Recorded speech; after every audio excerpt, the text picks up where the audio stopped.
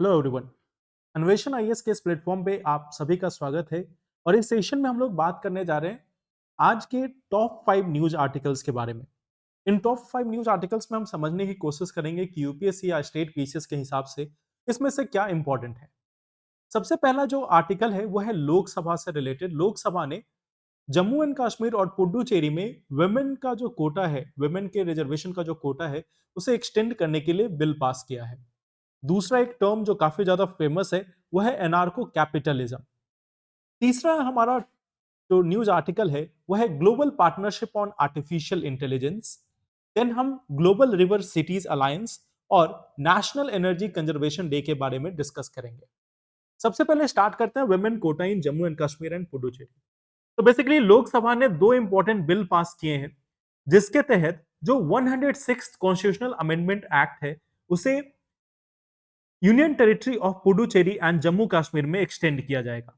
ये जो 106th amendment act है वह लोकसभा में और साथ ही साथ स्टेट लेजिस्लेटिव असेंबली में जो वुमेन के लिए 33% रिजर्वेशन को प्रोवाइड करता है और यह 15 ईयर्स तक के लिए वैलिड होगा।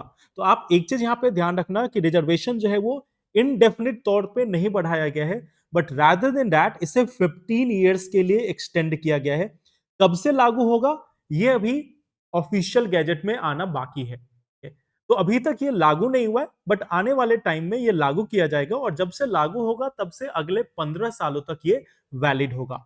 ये एक्ट सितंबर 2023 में पार्लियामेंट के द्वारा पास कर दिया गया था। इवन प्रेसिडेंट ने एसेंट दे दिया है, बट इसके आगे की जो प्रक्रिया है वो है ऑफिशियल गैजेट में पब्लिश होने की और इसका डेट ऑफ इफेक्टिवनेस की मींस कब से ये इफेक्टिव होगा। अब ये जो बिल है इसमें शेड्यूल कास्ट और शेड्यूल ट्राइब के लिए जो सीट रिजर्व है वो भी इंक्लूडेड है और साथ ही साथ अर्बन लोकल बॉडीज में 33% रिजर्वेशन प्रोवाइड किया जाएगा वुमेन को। तो ये 5 इंपॉर्टेंट न्यूज आर्टिकल से इससे रिलेटेड 106 कॉन्स्टिट्यूशनल अमेंडमेंट एक्ट। और अब आपको साथ में ध्यान रखना है कि ये जम्मू एंड कश्मीर और पुडुचेरी में भी एक्सटेंडेड है। इसके साथ साथ ये एनसीटी ऑफ दिल्ली जो national capital territory of Delhi है वहां पे भी एक्सटेंडेड है और बाकी जो स्टेट्स है उनमें भी लागू किया गया है। अब इसके बाद हमारा जो दूसरा टर्म आता है, दूसरा इंपॉर्टेंट आर्टिकल है वो है एनार्को कैपिटलिज्म। एनार्को कैपिटलिज्म एक ऐसी पॉलिटिकल फिलॉसफी है जो स्टेट के एबोलिशन की बात करती है। मींस जो गवर्नमेंट है उसको एबॉलिश कर दिया जाए और गवर्नमेंट का रोल जो है वो प्राइवेट कंपनीज प्ले करेंगी। मींस अभी जैसे हमारे पास क्या होता है कि we have president, we have prime minister, अलग अलग कंट्रीज में अलग अलग तरीके से गवर्नमेंट इलेक्ट होती है, कहीं डेमोक्रेटिक वे में, कहीं ऑटोक्रेटिक वे में। बट अनार्को कैपिटलिज्म एक ऐसी थ्योरी प्रपोज करता है, एक ऐसी फिलॉसफी है जिसमें यह कहना है कि प्राइवेट कंपनीज जो गवर्नमेंट के काम को परफॉर्म करेगी। इस टर्म को क्वाइन किया गया था अमेरिकन लिबर्टेरियन के द्वारा जिनका नाम है म्यूरे रोथबर्ड, म्यूरो रोथबार्ड और बेल्जियन पॉलिटिकल इकोनॉमिस्ट गुस्तावे दी मोलिनारी। ये पहले अनार्को कैपिटलिस्ट के रूप में कंसिडर किए जाते हैं। अब बात यह है कि ये टर्म जो है अनार्को कैपिटलिज्म आखिर इतना फेमस क्यों है। बेसिकली अभी जावियर मिली जो प्रेसिडेंट ऑफ अर्जेंटीना के जो अर्जेंटीना के प्रेसिडेंट बनने वाले हैं उन्होंने खुद को अनार्को कैपिटलिस्ट के रूप में बोला है। तो बेसिकली इनके कारण, जेवियर मिले के कारण ये एक टर्म जो है वो काफी ज्यादा फेमस है। अगर आपने द हिंदू पढ़ा है तो द हिंदू में भी आपको इसकी जो डिटेल्ड एक्सप्लेनेशन है वो प्रोवाइड की गई है। अब जो अनार्को कैपिटलिस्ट सोसाइटी है इसमें जो भी काम होंगे गवर्नमेंट के वो प्राइवेट कंपनीज प्रोवाइड करेगी। फॉर एग्जांपल जो लोगों को सर्विसेज जैसे पुलिस की जरूरत होती है तो पुलिस की काम जो है वो भी प्राइवेट कंपनीज करेंगी। कोर्ट या जो जस्टिस प्रोवाइड करने का काम है वो भी पॉलिटिकल जो वो भी जो कंपनीज हैं, जो प्राइवेट कंपनीज हैं वो प्रोवाइड करेंगे। तो एक ऐसा सिस्टम होगा जिसमें गवर्नमेंट से रिलेटेड हर एक रोल को परफॉर्म करने के लिए प्राइवेट कंपनीज होंगी। अब जनरली इसके बारे में क्रिटिसिज्म ये है कि ये जो सिस्टम है वो रिच लोगों के लिए है। ये जो सिस्टम है वो रिच लोगों के लिए है, जिसके पास जितना ज्यादा पैसा होगा उसको उतना बेनिफिट मिलेगा।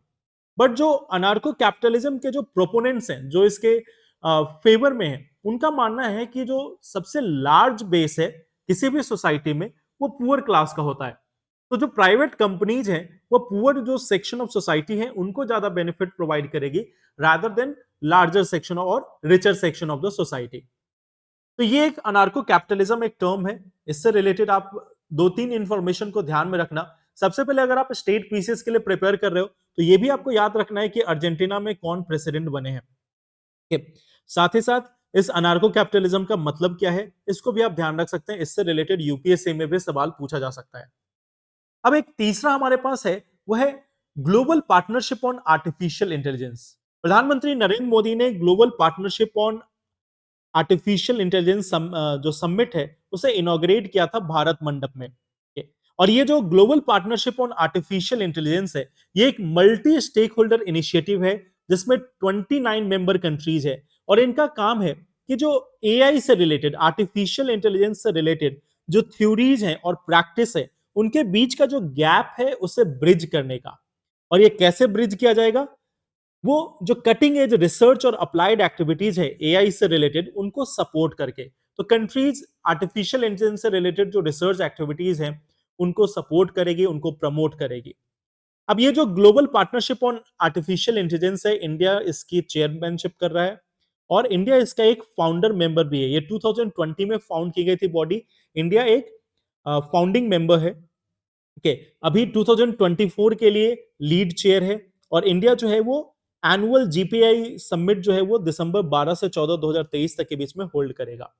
इसमें लगभग 50 plus global partnership on artificial intelligence के एक्सपर्ट्स और 150 स्पीकर्स जो है वो पार्टिसिपेट करेंगे अलग अलग कंट्रीज से। तो global partnership on artificial intelligence के बारे में भी आपको ध्यान रखना है।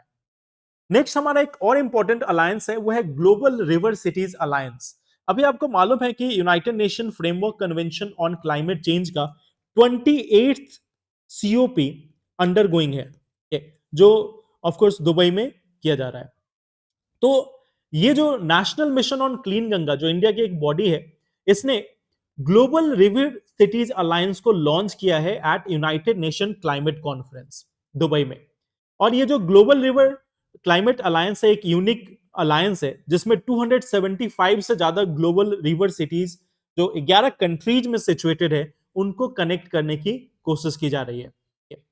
अब देखो, इसमें अगर हम बात करें तो इसका एक प्रीडिसेसर है, वो है river cities alliance. River cities alliance को 2021 में लॉन्च किया गया था इंडिया में और इसका लॉन्च किया गया था national mission on clean Ganga और इसके साथ साथ national institute of urban affairs, दोनों ने साथ मिलकर रिवर बेस्ड सिटी इकोनॉमी को प्रमोट करने के लिए रिवर सिटीज अलायंस का लॉन्च किया गया था।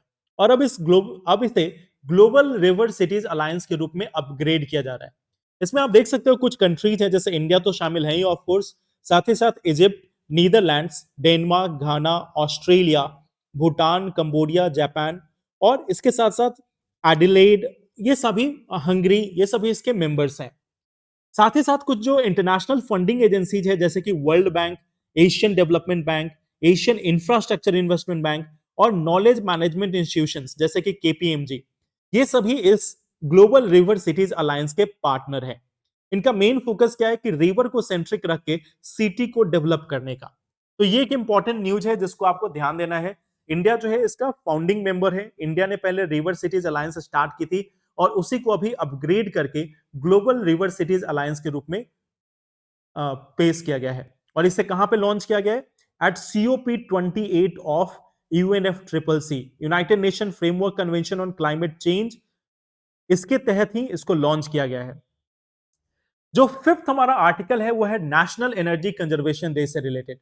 National energy conservation day December 14 हर साल सेलिब्रेट किया जाता है और इसका मेन इंपॉर्टेंस क्या है कि ये जो एनर्जी कंजर्वेशन है, इसके मैसेज को, इसके इंपॉर्टेंस को स्प्रेड करना चाहता है। और साथ ही साथ जो इंडिया में एनर्जी एफिशिएंसी और एनर्जी कंजर्वेशन को लेकर जो एफर्ट्स हैं, उनको भी हाईलाइट करने की कोशिश की जाती है। जो ब्यूरो ऑफ एनर्जी एफिशिएंसी है, उसी के तहत अवेयरनेस जनरेट करने के लिए इन चीजों को ऑर्गेनाइज किया जाता है। साथ ही साथ इसमें एनर्जी कंजर्वेशन अवार्ड्स भी प्रोवाइड किए जाते हैं कि ब्यूरो ऑफ एनर्जी एफिशिएंसी के द्वारा। ये जो ब्यूरो ऑफ एनर्जी एफिशिएंसी है, ये मिनिस्ट्री ऑफ पावर के अंतर्गत आता है और एनर्जी कंजर्वेशन एक्ट 2001 के तहत इसको मैंडेट दिया गया है कि इंडिया में एनर्जी एफिशिएंसी और कंजर्वेशन को प्रमोट किया जाए। तो इसे एनर्जी कंजर्वेशन एक्ट के तहत बनाया गया है और यह पॉलिसीज या स्ट्रैटेजीज बनाने में हेल्प करता है, जिससे एनर्जी कंजर्वेशन एक्ट के जो भी प्रोविजंस हैं उनको इंप्लीमेंट किया जा सके और साथ ही साथ जो हमारी एनर्जी इंटेंसिटी है उसको रिड्यूस किया जा सके। तो ये कुछ इंपॉर्टेंट आर्टिकल्स थे जो आपको देखना था इसमें। आप हमसे जुड़ सकते हैं अन्वेषण आईएएस भारत के चैनल पे, लिंक जो है वो डिस्क्रिप्शन में आपको मिल जाएगा। Thank you very much for watching this, all the best.